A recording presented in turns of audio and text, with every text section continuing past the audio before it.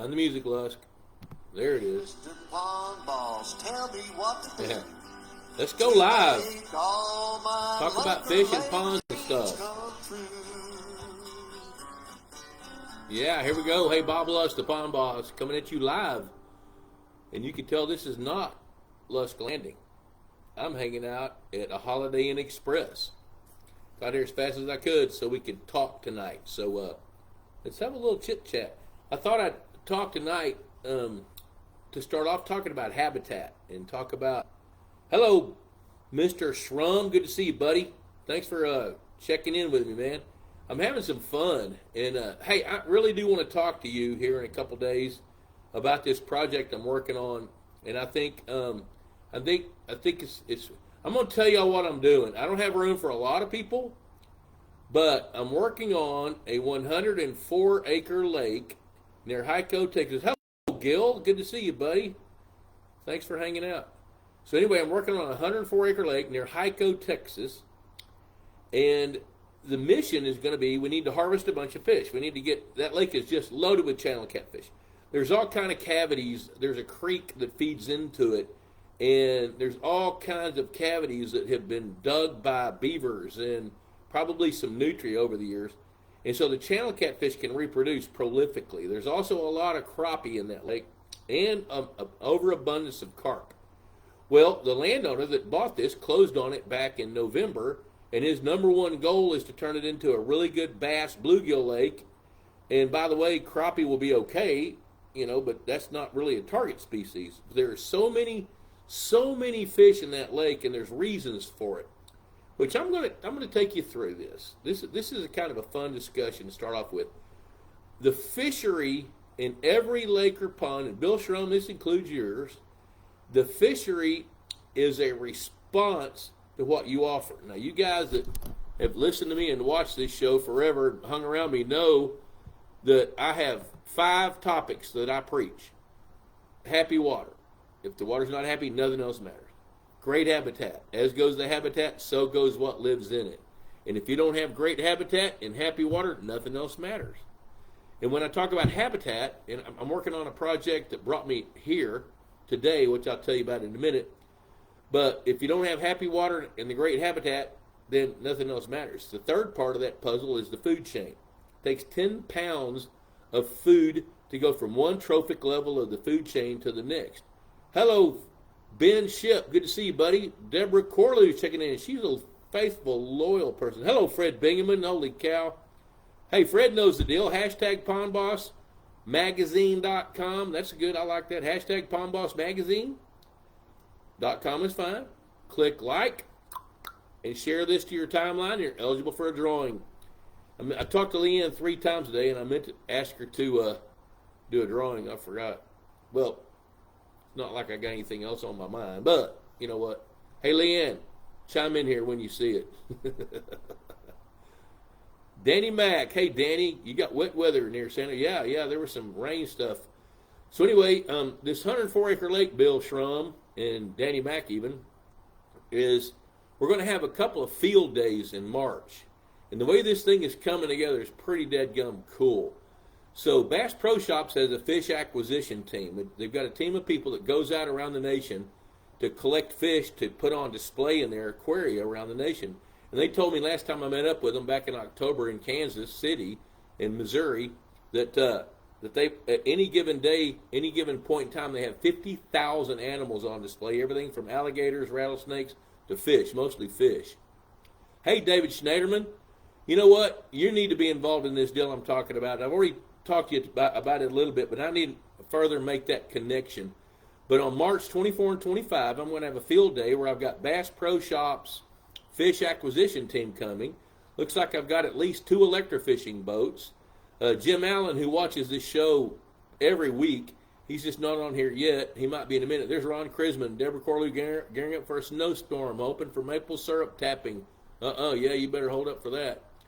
Anyway, and then I talked to the Titan bass people that have a genetic analysis opportunity, 2 electrofishing boats, the student chapter at Texas A&M's American Fishery Society, Bobby and Jacob West, a wildlife and biologist, fisheries biologist from Shreveport, Louisiana, Peyton Igo. He's bringing his electrofishing boat. Ron Ardwant, don't eat his boudin, Ron Ardwant. I'm picking on him. And he's going to come over. And Jim Allen's coming over from Kentucky so we can collect some scales and see if we can't age a bunch of largemouth bass. And the mission is to harvest and remove as many channel cat and crappie and carp as we can and present those to Bass Pro Shops. In exchange, they're going to do some trade outs with the landowner that owns this lake.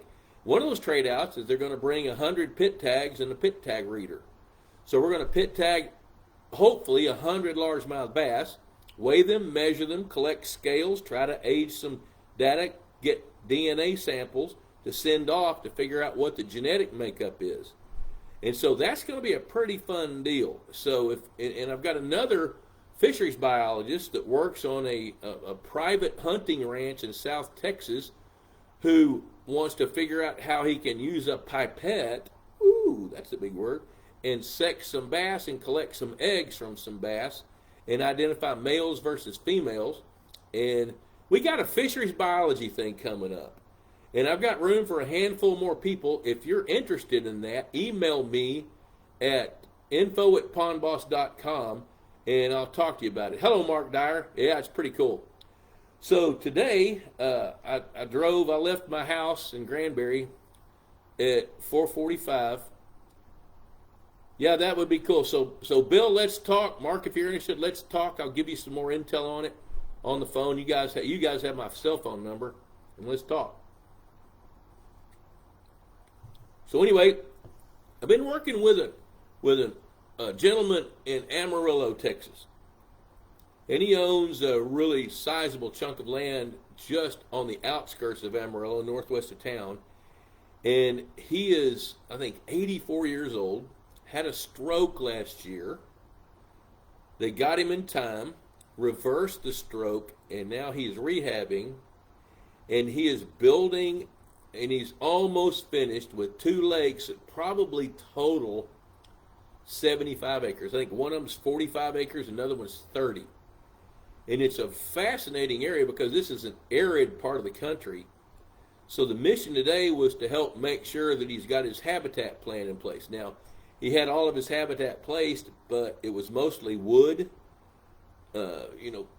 tree trunks, brush piles. He'd made some tic-tac-toe boards, but he didn't anchor any of it. And they had a flood back in the fall, and about 80% of it floated. So now they've drained the lake to finish the dirt work, and the job today was to go figure out how to go retrieve all that wood structure with a skid steer and a grappler on the front and put it in the right places, then anchor it right. So we spent about 2.5 or 3 hours riding around looking in the bottom of that lake, those 2 lakes. Another part of the mission is that's on a watershed that eventually feeds into Lake Meredith, which is a big public lake on the Canadian River. And the issue there is carp swim upstream when they have these big rain events. Well, we don't want any carp in these lakes. So how do we banish the carp from being able to swim upstream or swim downstream? So we looked at some different barriers. Then the third part is to figure out a good stocking plan. Now, I love this guy. He's 84, and he wants to stock the lake with fingerlings and give them time to grow up. Most people that are in their late 70s, they look at me and they say, dude, I don't even buy green bananas. I'm not sure I'll be here when they get ripe. And as I get closer to that age, I kind of relate to both of these guys. So he wants some options on how to stock that lake. And it's really, really fun. It's a challenge. When people ask me, hey, Bob, how you doing? Bill Shrum knows what I'm going to say. Mark Dyer knows what I'm going to say. Fred knows what I'm going to say. I'm still leading a pretty cool life. And that's the truth. Because I get to go work on stuff like that 104-acre lake. And then this project right here. I'm in a hotel, a Holiday Inn Express in Childress, Texas. Looky there, Bay Miltonberger. That's his lake we're going to work on. So, Bay, I'm kind of promoting our field day. So, some of the most fun I've had in an electrofishing boat I've had with Bay. When Bay's on the bow and we shock up a carp, he shoots it. And he's pretty dead on, but shouldn't be too hard to hit a carp that's been electrocuted. That carp doesn't know what hit it. So anyway, that's kind of what's going on. So the mission today was to talk about habitat. Oh, there we go. Arduin. How you doing, Arduin? Dude, between you and Josh Milchowski, you know, Ron, I've been saying your name forever, and I think I've gotten it right once, and that's because you repeated it 16 times. And Ron's coming. So, Bay, meet Ron right here online. Ron lives in Lake Charles, Louisiana, Lake Area Pond Management. He's going to come. And so we're going to be running trot lines and catching fish. Jason Nipstad. Holy cow, Jason, you guys need to check out some of his videos of threadfin shad and bass blowing up on them. He lives over there in North Cackalack, right around the corner from Bragg. So the reason my bluegill aren't growing naturally is common when you have a large. Oh yeah, okay, well yeah. Okay, I read the reason my bluegill aren't growing naturally is common when you have a large population of gizzard shad, which we do. Any idea? Yes, that is true. Trey Carpenter, I used to lean toward stocking bigger ones until we had some go from 6 inches, or actually 6 pounds to 5.5 pounds. Yeah, I totally get that. This fellow, I'll come back to you, Jason. So here's where Trey Carpenter is a retired wildlife biologist that manages ponds around Burnett, Texas, and in the Texas Hill Country. And he's a fabulous artist and an author. He's written a couple of books. I think they're nonfiction, but they're really fiction. But they tell good stories. So what he's talking about there is when you take a 6-pound bass that grew up over there, and you shock it up, catch it on a hook and line or whatever, put it in transport, take it over to that pond over there, they're not going to do very well because they grew up in that environment. And if you switch environments, odds are high that they're going to deteriorate. Hello, John Henry. Good to see you, buddy. So going back to Jason Nepstad. So here's what happens. This is pretty interesting. You guys will like this. All you damn fish heads out there. Dang fish heads out there. Part of the reason your bluegill aren't growing naturally is because gizzard shad, there's several reasons. I'm going to tie it up in a tidy little box and wrap a bow around it for you.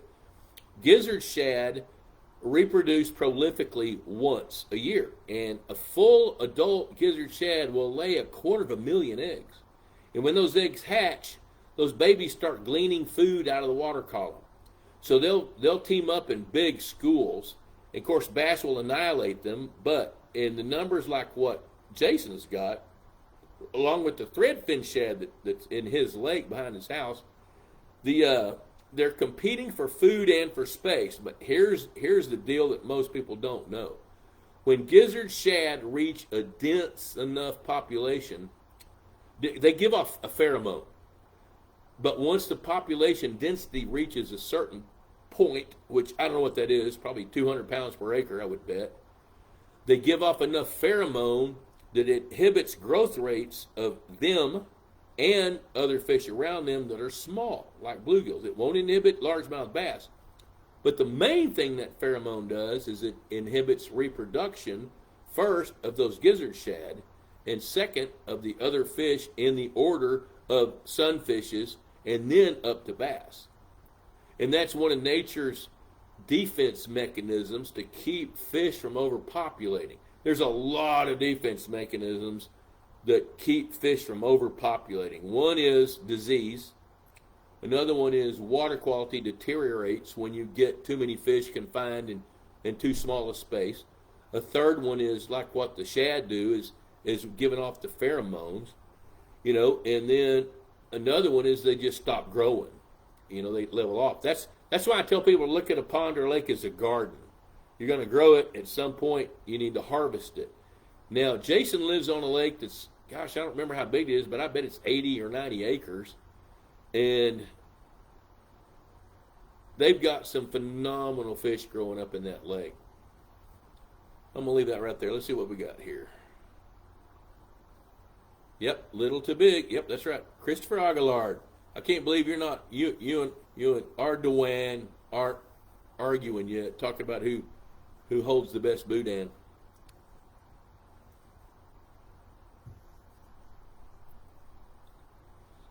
So the thing about habitat, here's one of the take-home points I tried to drive home to this guy today.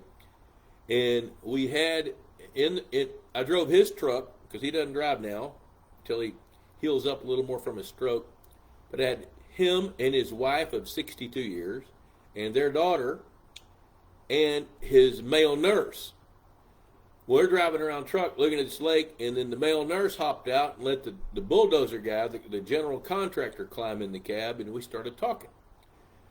And one of the points that they were having a hard time wrapping their brains around is I'm trying to teach them that when we're working on a lake with no water in it, brand new, and we're building habitat, that we want to create the best habitat for each species of fish.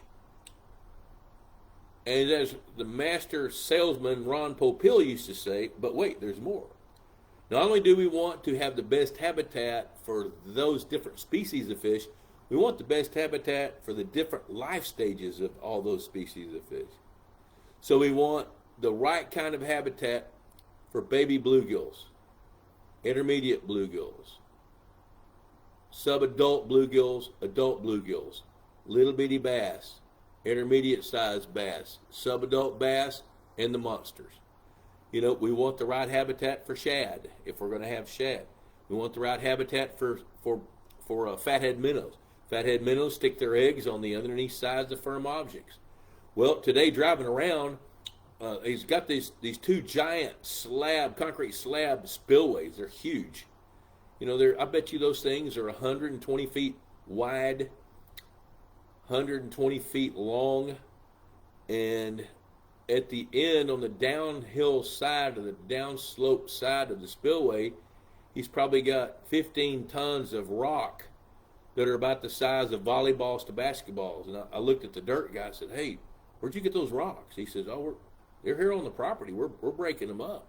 I said, go get like 30 dump truck loads of those, and let's build some pyramids down onto the onto the bottom of this lake, because fathead minnows like to stick their eggs on the underneath sides of firm objects. Baby bluegill love to graze on the periphyte and on rock. You know, that's one of the things I love about mossback fish habitat is they have a substrate on which stuff can grow and create a food chain vertically. You know, and so habitat's a big deal. And Bay Miltonberger's learning about that. He already knew it because Bay's already designed a couple of smaller ponds, but when I met up with Bay, we connected up with one of my running buddies from Pecan Plantation, Patrick Clayton, who's a technical guru, and he came over and put together a bathymetry map of Bay's Lake. And that lake is pretty much baby butt smooth except for the creek channel and some grown-up vegetation that happened when the lake was drawn down. So, Scott, I see your question, and Danny Mac, I see yours, and Todd, I see yours. Hello, Kenny Sanderson. I was talking about you today. Hey, I'm going to tell you about Purina here in a minute. Kenny's going to want to hear this.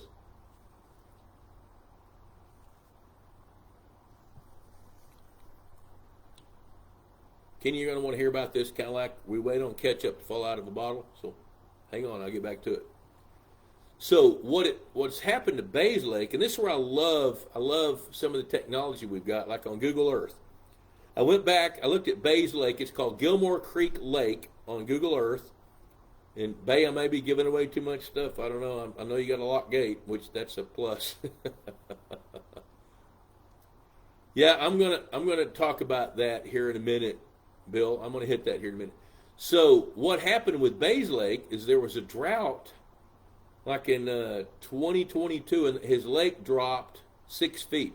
So this is a 104-acre lake with water up to 18 feet deep, and it dropped 6 feet, which meant the lake went from about 104 acres down to 70 acres, because there was probably 30 acres of water that were 6 feet deep and less.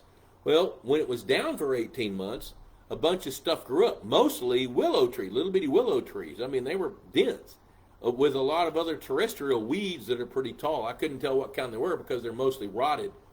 But then when the lake filled back up in 2023, like 18 months later, that triggered some heavy spawns of all the different kinds of fish. Well, when that happens, it's almost like the new lake syndrome. So you see some rapid growth rates and rapid production of forage fish that then yields rapid growth of the target species. Well, the channel cat were interesting because they were like 88 to 92% relative weights, where the bass, there was two kinds of body conditions of bass in Bay's Lake. There were the footballs that were couch potatoes, but I'm pretty convinced that, but since it's limited habitat in that lake, that there's a number of fish that are long and lean that are swimming for a living to try to chase down food. Well, there's gizzard, shad, bluegills, small crappie, small bass that are the primary sources of food. Now, we took out 40 channel cat, and I gave away 20 of them, and I butchered 20 of them. And of the 20 that I butchered, 4 of them had 3 to 4 inch bluegill in their guts.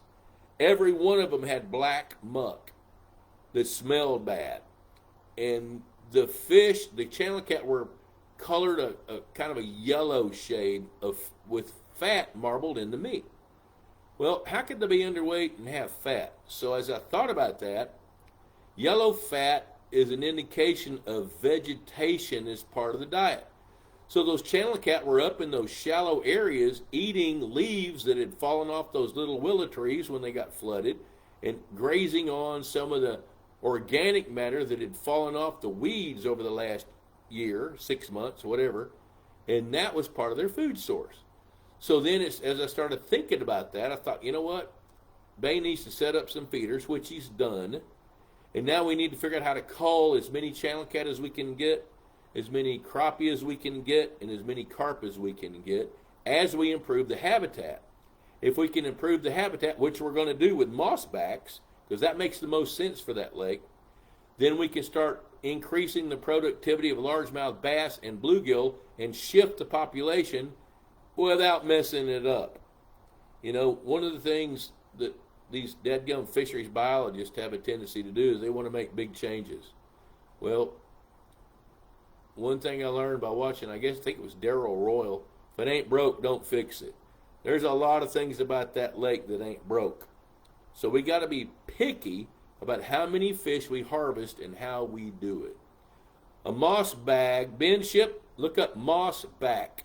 M-O-S-S-B-A-C-K, moss back habitat. They're one of our sponsors, actually, and I love those guys. All right, so now then, holy cow, it's almost 7 o'clock. I'm talking like I've done this before. Let's back up here. Okay. Scott Hanners, Mr. Bob, some of us in Alabama are seeing Copper Nose Bluegill. You know what? I've gotten several calls about Copper Nose Bluegill deaths. But I'm going to tell you what I think. First of all, I'm going to tell you what I know. Copper Nose Bluegill do not like rapid temperature changes. They don't like it going hot or warm to cold, back to warm. They don't like that. That's stressful. I learned this lesson the hard way. I'd bought some Copper Nose Bluegill, and I had them in a concrete tank in my vat shed. We had a cold front blow through, and the water temperature went from I had well water on there at 65 degrees. I turned the well off because I didn't want to be flowing water through there, and I came out the next day, and the water temperature had gone from 65 to 42 overnight. And every one of those Copper Nose Bluegill was laying on its side on the bottom. And what I think happened is it slowed their metabolism rate down so fast that they couldn't cope with it. Well, I kicked on the well, and about a third of them revived. The rest of them didn't. So, native bluegill in ponds versus Copper Nose. Here's what I think. As long as a pond doesn't change temperature that rapidly, let me define that. If a pond can change 10 degrees overnight and go from 55 to 45, that's pretty harsh on Copper Nose. If it goes from 65 to 55, not harsh. The last 2 world records are regular bluegill in Alabama. I know one of them is normal. So here's my take on that. Here's my opinion on that. It's best to use genetics that are native to your part of the country. Here's where I've seen issues with Copper Nose Bluegills. If you draw a line from Nashville, Tennessee to Oxford, Mississippi, to Sherman, Texas, to Childress, Texas, where I'm hanging out. South of that line, they do pretty good. North of that line, to about between Oklahoma City and Wichita, going over north of Little Rock, going up southeastern Missouri into Kentucky, that little avenue, you're rolling the dice where they'll survive some years and some years they won't. North of that, forget it. It ain't going to work. But, people think Copper Nose Bluegill get bigger than other strains of bluegills. And that's the case in the southern states, but that's not the case everywhere. I've seen, like at Richmond Mill Lake from 2005 to 2015, we grew bluegill, northern strain native bluegills up to 3 pounds, 4 ounces. Not very many of those, but lots, thousands of them from 2 pounds to 2.5 pounds. Danny Mac, what was the flooded 90-acre lake in Oklahoma on the pond?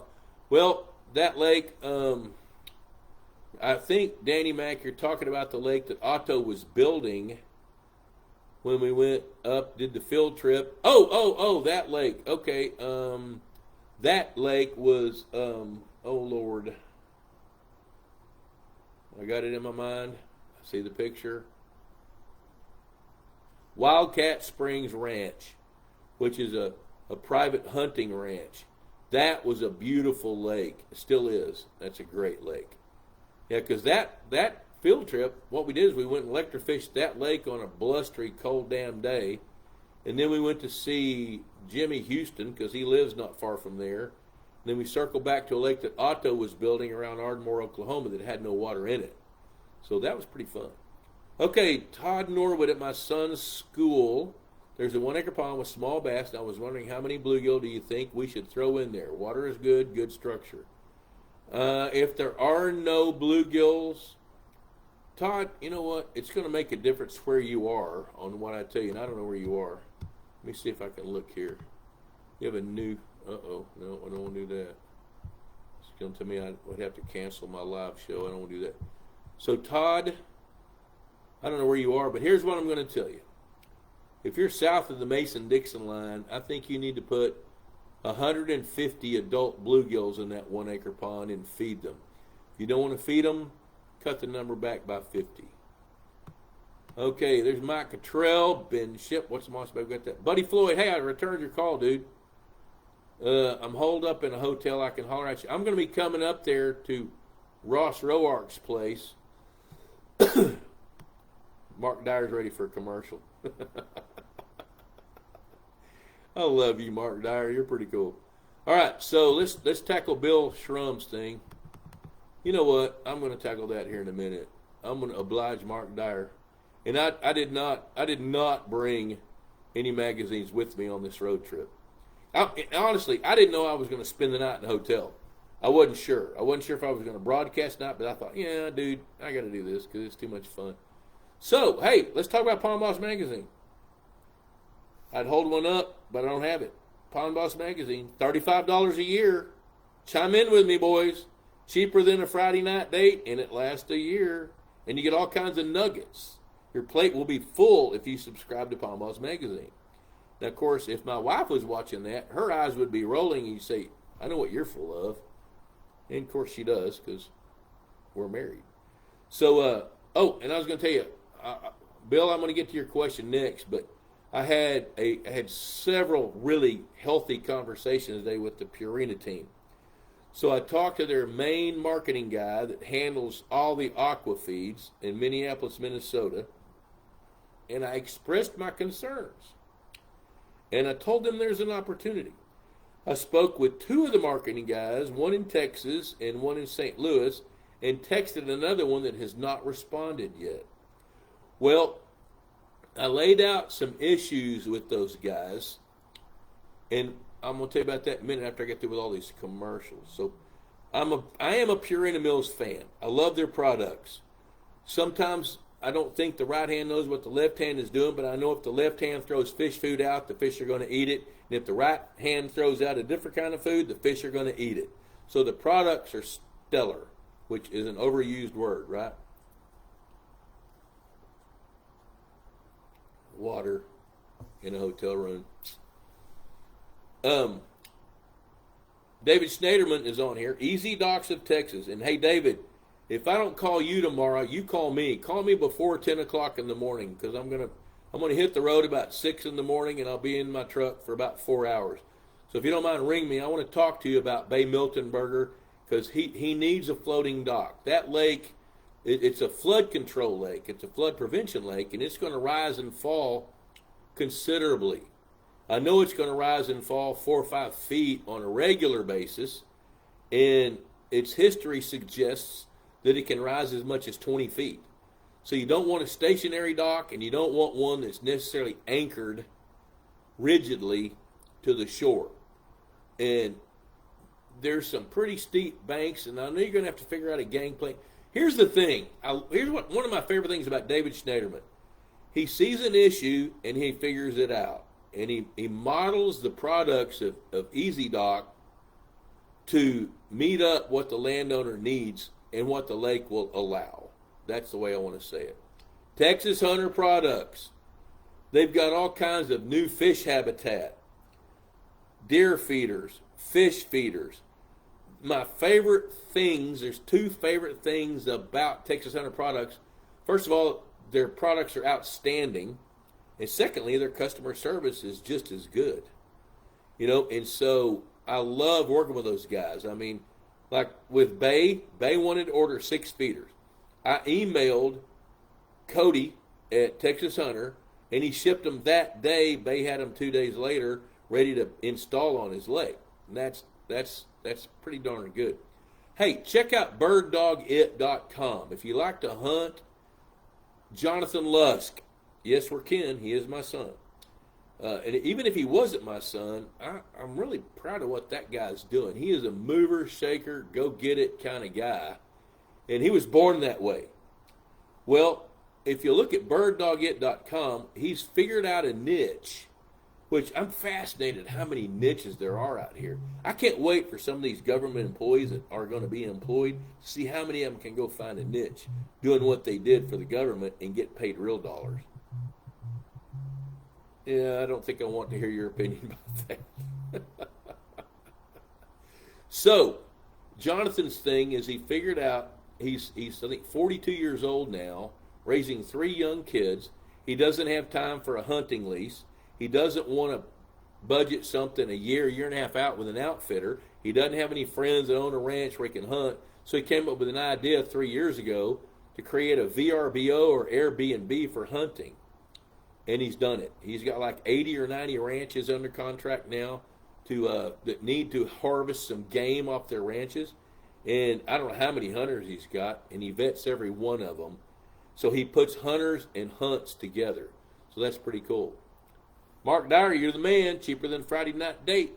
Asking for a friend. Okay, let me see. I'm going to scroll down here. I'm going to come back. Holy cow. Wow, y'all are doing great.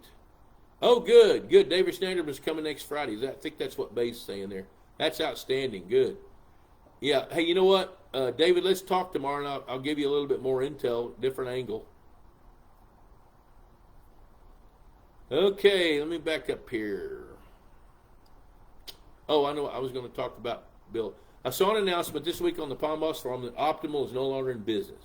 I feed MVP, so it does not impact me, but it's sad for those who depended on them for a job and who can't get Purina projects. Okay, let me tell you my backstory about Optimal. The guy that started that feed was Dr. Mike Brown, who was a nutritionist that worked with Dave Willis and a fellow Aggie from South Dakota State University. So what his mission was is he was trying to figure out how to make feed that was more digestible and less expensive than fish meal-based diets. So his work entailed working with soybeans to break them down to the point where the amino acids were more digestible by carnivores, and to build the amino acid profile for carnivorous fish. And he cracked that nut. And then a couple of guys kind of picked up on that, so they started a little feed mill up in Brookings, South Dakota. And from that, and I think through the Pond Boss Forum to a large extent, they were able to build a market. Now, part of the way they were able to build a market was because Purina Mills didn't take care of a market. But if they didn't have good feed, they would not have been able to sustain that market. Well, I have not talked to Optimal. I talked to those guys, I don't know, 8 or 10 years ago, and offered to take a look at their feeds. But I also told them of my loyalty to Purina Mills, because Purina Mills has confided in me, and I've confided in them to help them develop fish foods. So I'm a big believer in Purina Mills products. Heavy on the words, I'm a big believer in their products. Y'all can read through that whatever you want. But I got a call, I got a call from 2 people over the weekend saying, hey, we can't buy Optimal anymore. So I called the Purina guys and said, hey, if this is true, which it sounds like it is, there's an opportunity laying on the ground. And in a conversation about 2 hours ago, I told the main marketing guy in Minneapolis that there's an opportunity. And what my suggestion was, go to pondboss.com, get on the Ask the Boss forum, and start a thread about fish foods and offer the Pond Boss family a deal, a promotion of some sort. I said, here's what I'd like to see you do. I'd like to see you have a run of largemouth, Aquamax largemouth fish food that they discontinued the SKU on a little over a year ago. And we can sell that, in one swoop.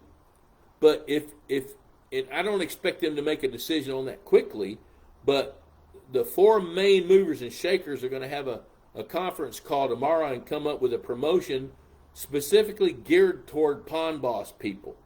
And then I said, what you need to do is get on the Pond Boss forum, start your own thread, and offer up a coupon, $5 off on a bag of feed or something, and start taking a bunch of questions and field those questions. You guys answer it, and let's help rebuild the dadgum market because the products are good.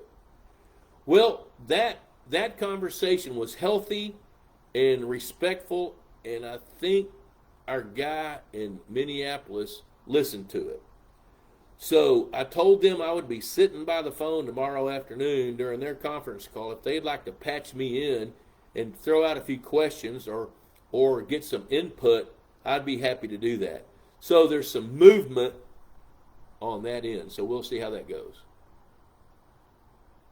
Let's see here. Daniel Weaver. Hello, Bob. Delighted to be here. Hey, delighted you were here, Daniel Weaver. New owner of a couple of 4-ish acre ponds. Which tools do you do or don't recommend? pH tester, dissolved oxygen, Secchi disc. A Secchi disc, absolutely. I think the 2 most important tools that you need are a thermometer and a Secchi disc. If you can have a Secchi disc, now the pH, you can test it once and it'll probably be the same if you test it twice or 3 times or 10 times or 5 times a year. I would recommend that you do a water chemistry profile, send it to a lab a couple of times a year. My lab of preference is the Soil Sciences lab at Texas A&M University. I like that lab. For $40, you can send in a bottle of water, and they'll run about 15 different parameters on it. And if you don't know how to read it, tell me, and I will let you know what it means. So a Secchi disc allows you to judge the visibility of your water and the temperature. Everything that happens biologically is triggered by temperature. Plant growth, fish spawning, fish behavior, fish feeding, aquatic insects, when mayflies hatch, when bullfrogs come out. Every bit of that is triggered by temperature, so a thermometer is your number 1 tool. A Secchi disc is your second. If you have a dissolved oxygen kit or a meter, where that's helpful is if you use it on a regular basis to help you project if you're going to have an oxygen problem. The problem with that is you have to understand enough about how oxygen works in pond water to predict if and when you might have a problem. So that almost renders dissolved oxygen testing moot because most people don't know how to do that. And you got to go through a tutorial, which we're not going to do tonight because it's already 7:09. Jason Dodd has Copper Nose Bluegill, and they are thriving. There's some kind of a noise. What was that? Oh, I missed a call. Darn. So Jason Dodd is near Wichita, Kansas. And if you've got Copper Nose Bluegill and they're thriving, then you are in the minority. And one of the things, I tell you something I do think. I think where Jason is, he gets ice cover. And if that ice cover happens rapidly enough, it's going to insulate the temperature of the water underneath it and keep that water from changing temperature too fast. So, there's a little contingency there. Mark Dyer, that would be unfortunate. I really enjoyed the aggressive nature of feeding and results I was seeing with Optimal. Yeah, I know. I get that. Let's see here.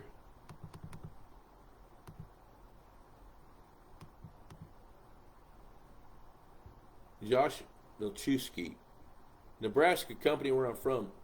I don't think Optimal's based in Nebraska unless they moved there.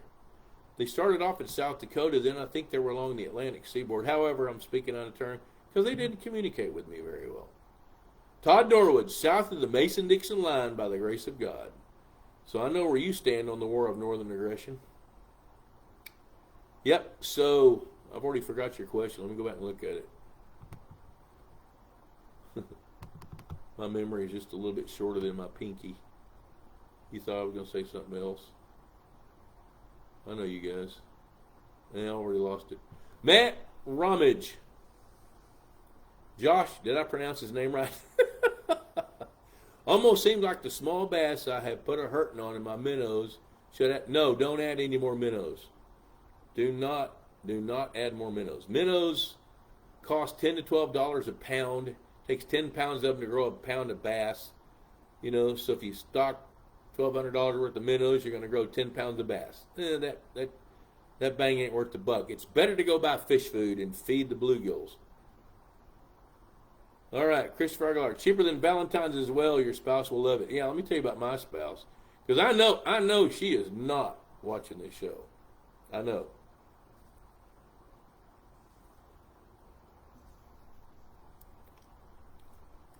My wife has been asking me for a better wedding ring for a long time. And Fred, I know you're going to think something. Danny Mack, you're going to think something. Bill Shrum, you're going to think something. Well, I was a little resistant. And I don't know why, other than it just cost a lot of money. So I took her Christmas shopping before Christmas. We went into a jewelry shop. She found one she liked. I bought it. She didn't expect it. She started crying right there in the jewelry shop. And she talked to the jeweler, explained how she wanted it. 3 days later, she had buyer's remorse. Maybe it wasn't exactly like she wanted. So she started talking to this jeweler, who is from somewhere in the Middle East. Not that that means anything. Or maybe it does, or I wouldn't have said it. I don't know what it means. I'm rethinking that statement. But here's the deal. She decided to try to explain to him how she wanted that ring made. Then she changed her mind.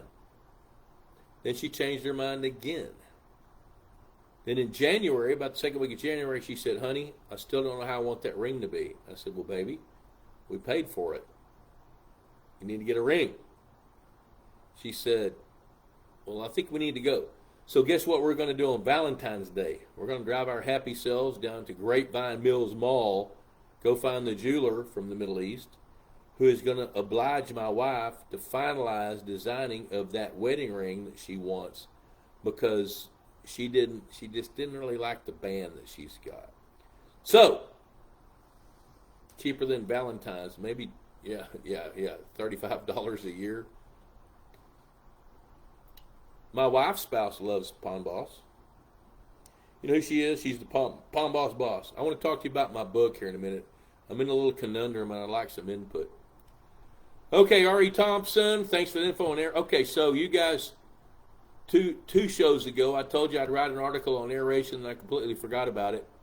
And then R.E. called me out on it last week, lovingly, in a Christian manner, right? Ari, who I don't know how that guy does what he does. He's like 112 years old, not even on Medicare yet, and he does all this. He takes care of lawns. He takes care of people with substance abuse. He catches 100 bass a day. He mows yards.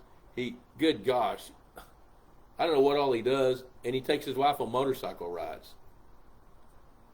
Dude, so I did write that article, sent it to R.E. and Ron Krisman, who wanted to see it, and they gave it their blessing. So an article that they have proofread is going to be in the next issue of Pond Boss. So if you haven't subscribed, hey, $35 a year, cheaper than a Friday night date, and it lasts a year. Daryl Crane, Healthy Water, Healthy Human. I got to give a speech to a group of ranchers. This is pretty funny. Hello, Vito Barnes. I'm going to be up in that neck of the woods on Monday. I got to go up to Dexter and take a look at a lake under construction, see if we can make some good habitat. Yeah, David Stanman, call me tomorrow. You got my cell phone number. Call me, say around 8:30 or 9 or whatever. Whenever you get through drinking coffee and doing your Bible study, just ring me. Daryl Crane, Healthy Water, Healthy Human. I gave a speech to some cattle ranchers, and it's funny. They live in the villages in Houston. So they call themselves the Village Idiots Ranching Association. It's pretty funny. And these are a bunch of guys that have made pretty good money and then bought a ranch and had no idea what to do with it. So they bring in speakers every quarter, and so I got to go talk about pond management. And the first thing I told them was, I was up in Wyoming a couple of years ago talking to a cattle rancher up there, and his cattle drink only spring water. And he said, man, our beef is way better than Texas beef, and it's because our water is cleaner, and they drink out of muddy cattle tanks. Well, I told that to those guys. I thought they were going to throw a donut at me, but it was fun. All right, let's see here.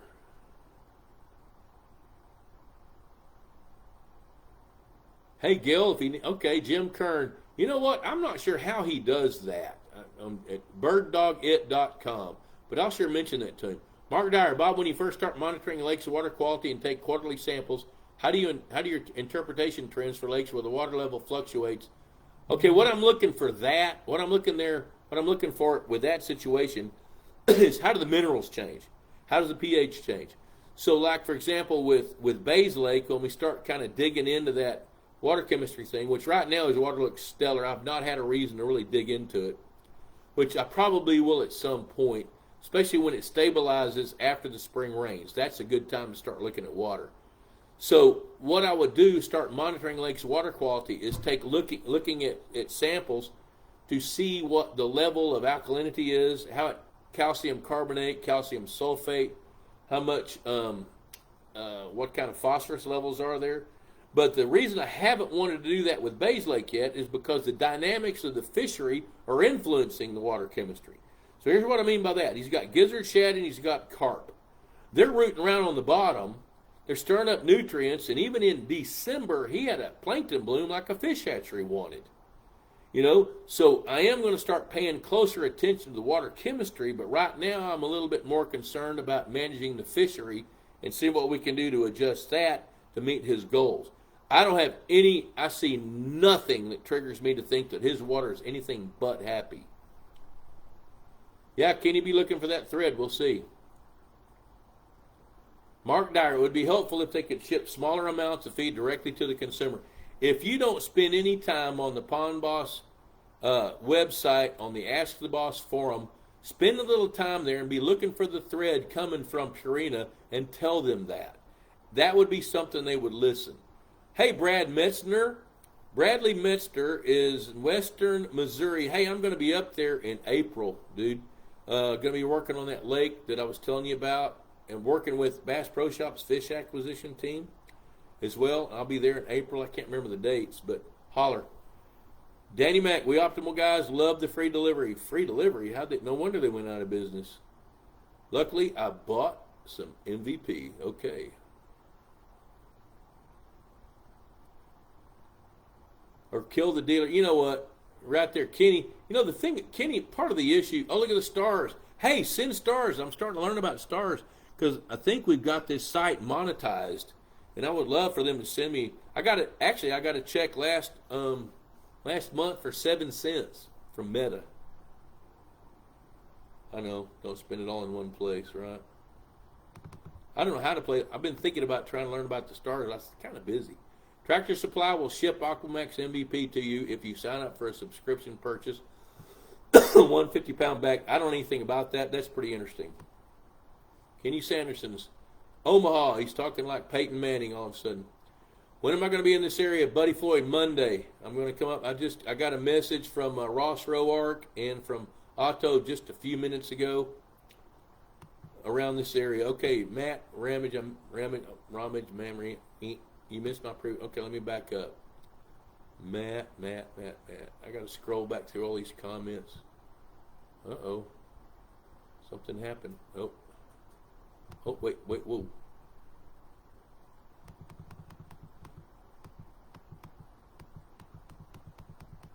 Holy cow, I didn't miss a bunch. Gee whiz. Jeez, you guys are killing me. Holy cow, let me back up here. Whoa. I see a lot of ring comments. I can't wait to read that.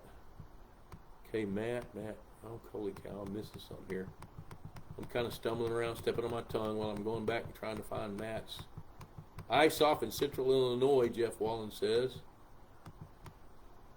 Good gosh, things are happening here and I'm behind. I'm not going to give up on you. I think I have a slow internet connection or something. Matt, also seems like the small bass have put a hurt in... Wait. Golly. This thing keeps scrolling forward. Matt, I'm going to have to miss it, dude. I'm going to run out of time. That's part of doing stuff live. I'm keep going, though. I'm going to keep looking. There it is. Also seemed like the small bass have put... Okay, I didn't see him comment after that. Oh, I see where he said also. Here I am. You missed my previous comment. Dude, okay. My computer's playing games because you guys are typing so much.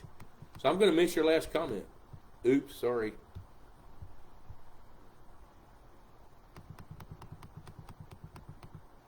Yep, okay, Buddy Floyd, got that. I got buddies, Matt, I missed it, sorry. Just check the optimal site, not taking orders. Okay, there you go. There's something going on there, fellas. And you know what? That's a good company. And that's a good feed. You watch The Bachelor too much, Knock Bob. Dude, buy the lovely woman 2 of them. And that's what we're doing, actually. That's the problem. She wants a wide one and one with a diamond. And I don't know if they weld them or solder them. I don't know how the hell that works, but, you know. Buy the lovely woman. Yeah, Ron knows my wife. I know his wife. What is she wearing on her finger? All right, Optimal went through a hiatus a while back trying to switch out the extrusion machinery during the COVID. Okay. Oh, yeah, and so now R.E. Thompson bought a pressure washer, and he's out there kicking ass in the pressure washing game. Let's see here. Virgil Meyer from Iowa. I would like to know more about the water chemistry values to pay attention to. Using the AML profile only as the ones that matter. So what you want to do when you do that, yeah, I've written on that before. I covered in the Institute of Higher Pondology, Virgil. But the ones that you start with, you want to look at pH, you want to look at alkalinity, total alkalinity, then you want to compare that to the cations such as iron, calcium, manganese, and compare those to the cations, anions, which would be like carbonate, phosphate, all the 8s. And when you start looking at those, when I look at those profiles from a water chemistry test, I'm looking at something that triggers me to dig deeper. So I start off looking at pH. All that is a measurement. Then I look at alkalinity, and that's parts per million. Then when I see the alkalinity, that triggers me to look at what's the alkalinity made of. It's primarily calcium carbonate, but in some lakes it's not. It's other minerals. So I start looking at those, and if I see something, then I look at conductivity. If the conductivity is extra high, that makes me want to see how salty the water is. That's when I look at sodium. That's when I look at magnesium, and just to see what that looks like. And most of the time I do that just out of curiosity because I want to know, because most of the time the water's pretty good. The ring will be a sight to behold, because I know Debbie. Yes, you do. Yep, Bill Shrum still married to my high school sweetheart. Sometimes you have to bite the bullet. I bet 3 of them. I've learned the value of biting my tongue. I don't bite my tongue very well. Actually, I kind of suck at that. Yep, Kenny. Babe, Dexter, Missouri, home of the hickory log best ribs in the world. Okay, babe, when we're together, you're going to have to tell me that. I've got to know that. Because I've eaten in every place in Dexter, Missouri. Oh, whoa, wait. You know what? I misspoke. Drexler. No, wait. Drexel, Missouri, not Dexter. I misspoke. Drexel, Missouri, which is south of Kansas City. Oops. There's Richard Barrett. Appreciate your comments on Gypsum for clearing. Okay, Optimal's based in Omaha. Well, Kenny, I didn't know that. They moved. See, they haven't kept up with me, so I've not kept up with them, which, oh, well, you know what? So Richard Barrett has got a really unique situation over in Parker County, Texas, north of Weatherford. And Richard has got basically 2 lakes that he joined together with a canal. And one of the lakes is really muddy, and the other one is not. And the one that's really muddy has got a lot of colloidal clay. Ron, look that word up and write the definition down for everybody here in a minute. Colloidal. Colloidal. No, I-A-L. Colloid, no. Hold it. Colloidal. Colloidal. There you go. Clay. Which is microscopic particles of clay that are lighter than water, so they stay suspended. So what Richard's talking about is in a situation like that, you can use gypsum, and there's some gypsum mines scattered around the nation. And for Richard, there's a gypsum mine that's out west of Vernon, not far from where I am today, and then there's several of them near Chickasha, Oklahoma. And so if you're willing to pay the freight, the gypsum doesn't cost much, and you can bring some gypsum in. But there's ways to test to make sure that works. So I kind of stumbled on my tongue on that one, but there it is. Hello, Jim Allen. We talked about you earlier, dude. Having a Friday night date. Man, that's a long date. I think this is Tuesday. Yeah, that's a long date. Let me see here. Jeff Wallen. I cut down 3 large cedars. When I put them in the water, how far should they be below the surface? 3 feet, unless the water's shallow. Dave Davidson is an optimal user, says it's a good stuff. It doesn't sound like he's an optimal user anymore. I'm going to call Dave tomorrow. I haven't talked to him in a while, and he and I are good buddies. He and I and Fred hung out about a year ago, didn't we, Fred?